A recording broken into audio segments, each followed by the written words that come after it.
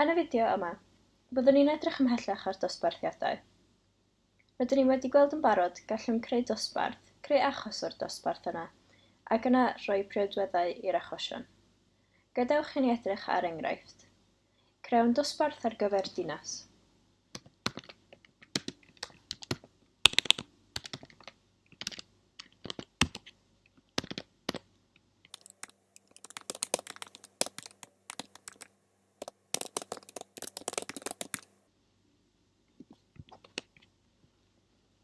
Yna gallwn creu achos o'r dosbarth yma, sef gwrthrych dinas.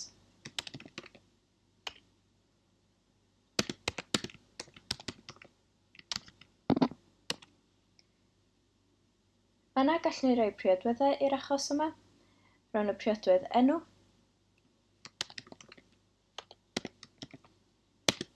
yn Caerdydd,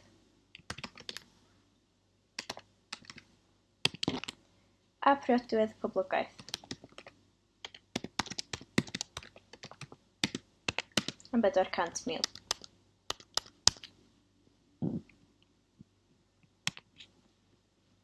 Nawr, hoffwn ni gwneud rhywbeth i'r priodweddau yma, ond defnyddio beth dyn ni'n gwybod yn barod, gallwn ni ysgrifennu ffwythiant mwyn newid y priodweddau.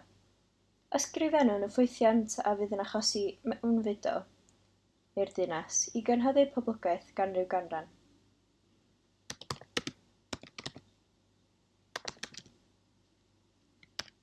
Bydd rhaid i'r ffwythiant yma cymeryd gwrthrych fel mewnbwn, ag y canran bydd y poblogaeth yn cynyddu.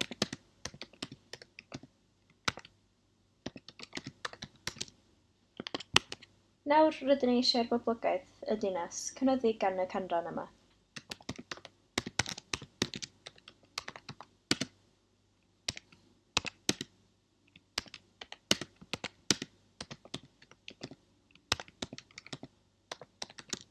Defnyddiwn y ffwythiant yma.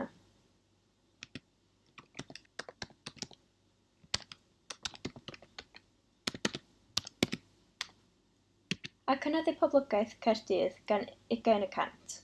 Gwelwn fod y poblogaeth wedi cynyddu.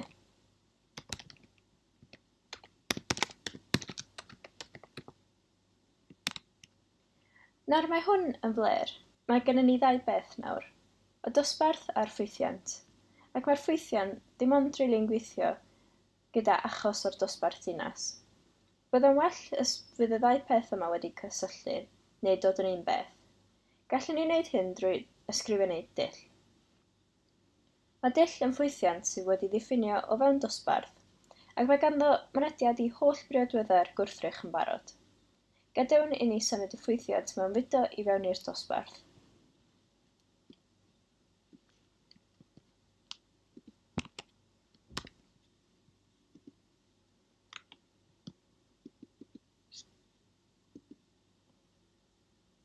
Nawr, dim angen deud wrth y ffwythiant yma bod angen cymryd gwrthrych dinas fel mewnbwn.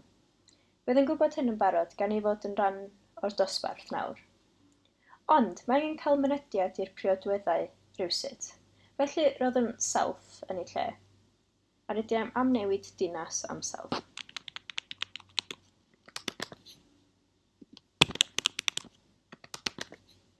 Mae'r newidion yma yn cynrychiolu yr achos o'r dosbarth ei hun, a ddefnyddir mwyn cael mynediad i briodweddau'r gwrthrych,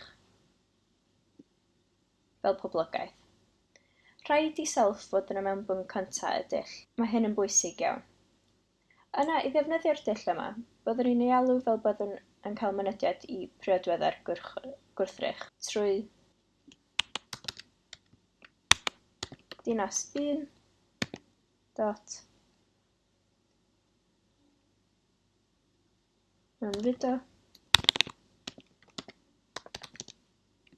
gyda'r canran fel mewnbwn. Sylwch na dim ond un mewnbwn byddwn nhw'n rhoi wrth galw'r dull i ddefnyddio. Dydyn ni ddim angen rhoi self, gan fod mewnbwn sbesial yw hwn, sy'n cynrychiolu y gwrthrych ei hun. Gall ddulliau gwneud mwy na jyst newid priodweddau gwrthrych. Gallant hefyd allbynnu pethau, fel enghraifft ysgrifennwn dull arall allfudo.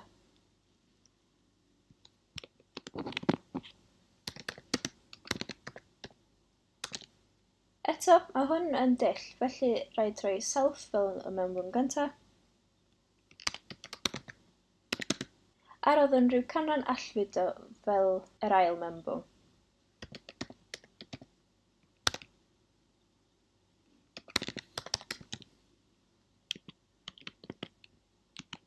Byddwn ni eisiau'r dull yma i leihau y poblogaeth y dinas, ac hefyd allbynnu'r nifer o allfudwyr, felly sawl allfudwyr oedd yna.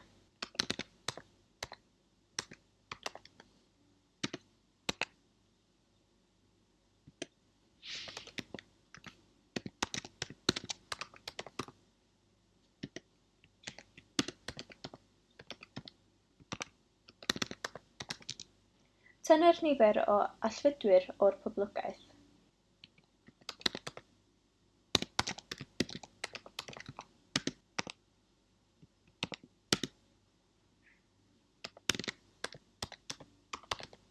Ac allbynnu'r allfudwyr gyda return, yn union fel ffwythiant.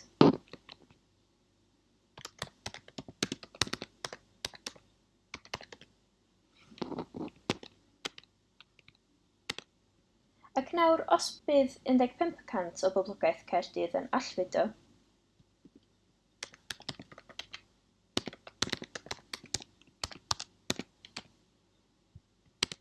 roddir y dull yma 72,000 o allfudwyr. Gaws gwirion y poblogaeth nawr.